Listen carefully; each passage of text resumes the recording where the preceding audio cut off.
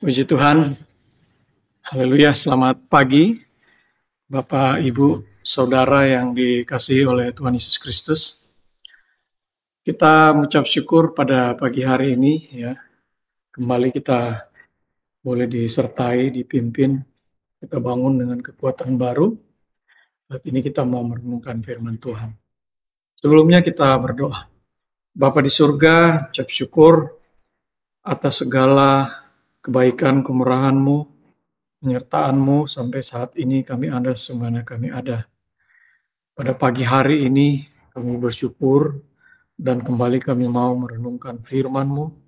Kami mohon pimpinan-Mu, urapan-Mu, sehingga kami boleh mengerti firman Tuhan, menjadi bekal, kekuatan dalam kehidupan kami. Pujilah nama Tuhan, dalam nama Yesus kami berdoa. Amin. Bapak, Ibu, Saudara yang dijangkau dalam layanan YouTube ini, tema kita pada renungan pagi hari ini adalah melipat gandakan talenta. Ya. Jadi ayat pokoknya Matius 25 ayat 14 sampai 16. Saya akan bacakan.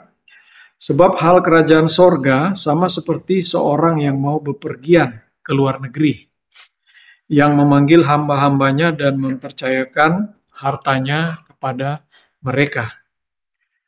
Yang seorang diberikannya 5 talenta, yang seorang lagi 2, dan yang seorang lain lagi 1. Masing-masing menurut kesanggupannya, lalu ia berangkat.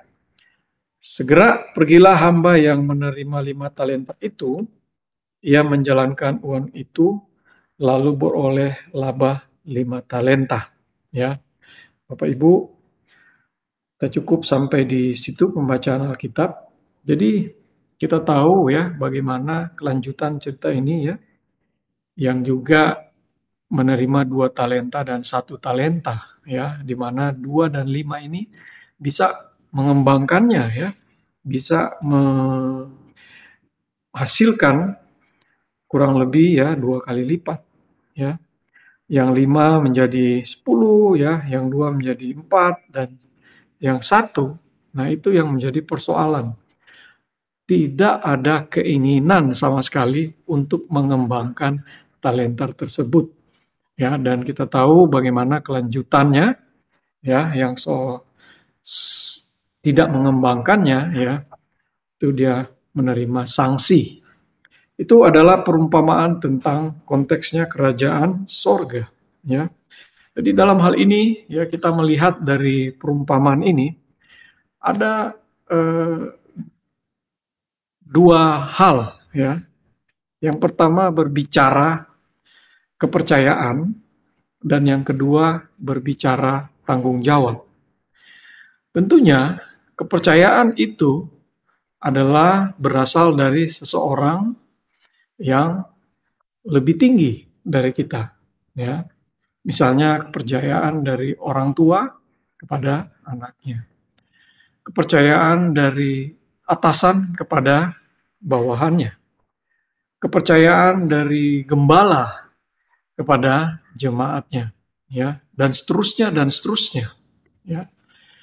Tentunya kepercayaan ini, ya, tidak akan mungkin langgeng, tidak akan mungkin berjalan dengan baik seterus-menerus jika tidak diimbangi dengan tanggung jawab. Ya, seseorang yang menerima kepercayaan, ya, tanpa meresponsnya dengan tanggung jawab sepenuhnya, itu ibaratnya ya, orang yang dipercayakan 1 talenta dan kemudian menguburnya.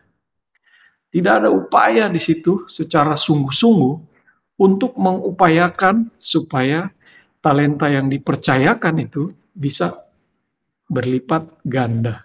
Ya, ini yang menarik Bapak Ibu ya.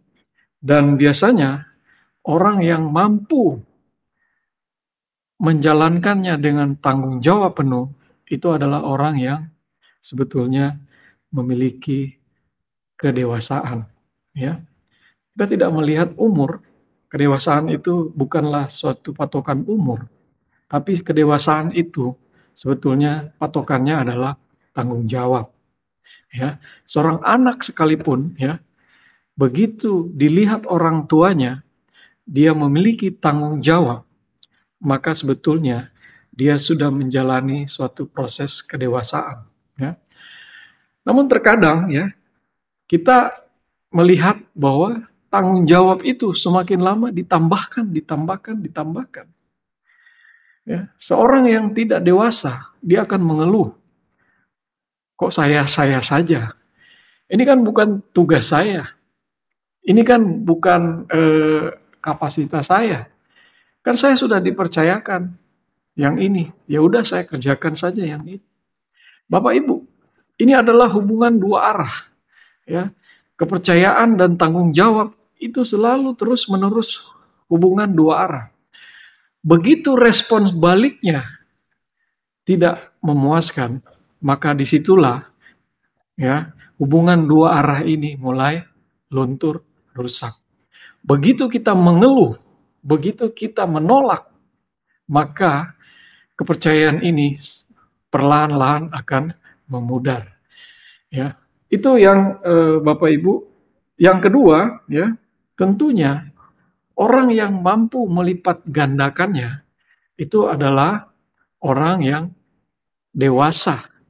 Ya, dia mampu melipat gandakan, tentunya, ya, dalam hal ini dia memiliki kedewasaan. Kenapa?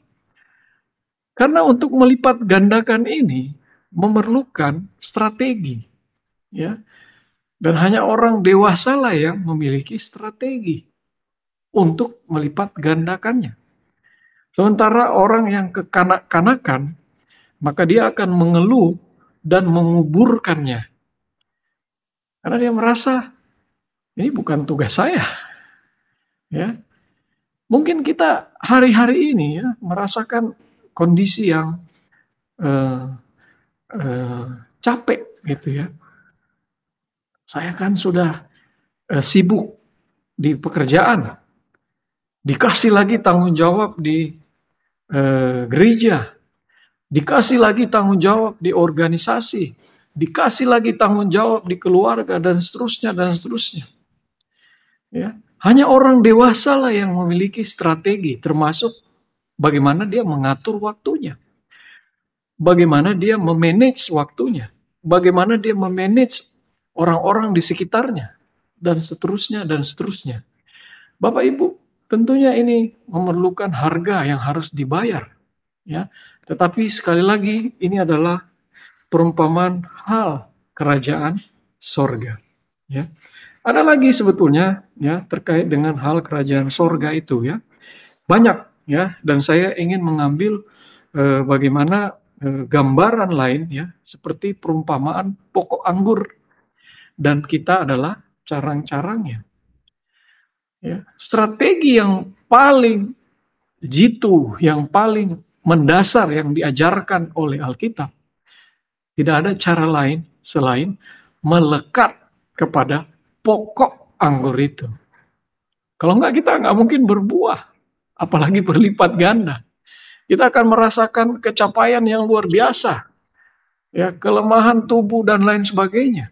Tetapi begitu kita melekat kepada pokok anggur, itulah strategi yang paling luar biasa yang Alkitab gambarkan.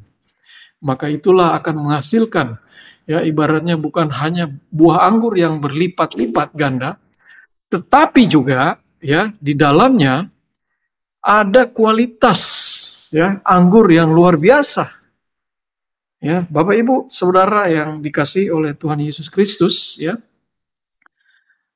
Pada akhirnya, ya, saya ingin menutup dengan apa yang dituliskan di dalam Filipi 4 ayat 8. Ya, selain kita melekat pada pokok anggur itu, ya, di Filipi 4 ayat 8 ini juga mengingatkan.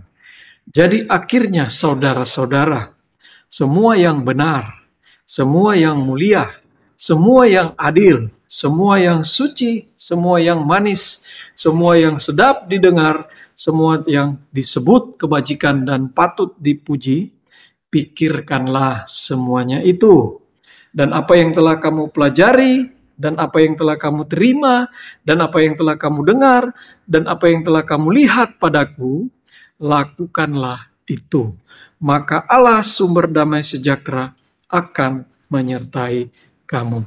Puji Tuhan, Tuhan Yesus memberkati. Kita berdoa. Terima kasih Bapa di surga. Kami berterima kasih untuk firman-Mu yang boleh menguatkan kami, memberikan kami inspirasi bahwa sesungguhnya tanggung jawab yang kami jalankan ini semata-mata adalah kemurahan, kasih sayang Tuhan, kepercayaan dari Allah sendiri. Berikan kami kemampuan untuk mengembangkannya, dan biarlah kami semakin hari melekat kepada pokok anggur, yaitu Engkau sendiri, sumber segala hikmat. Melalui firman-Mu, Engkau akan memampukan kami, dan kami mampu untuk mengembangkannya. Dan biarlah segala hal yang baik, segala hal yang mulia, itu boleh menjadi bagian, menjadi pemikiran kami. Dan biarlah Tuhan yang akan memberikan kami segala keinginan-keinginan yang baik, yang akan kami lakukan dan kami kerjakan. Bagaimana kami melihat contoh yang ada di dalam firman-Mu, di dalam Alkitab ini. Terpujilah nama Tuhan, kami ucap syukur dalam nama Yesus. Amin. Puji Tuhan, Tuhan Yesus memberkati.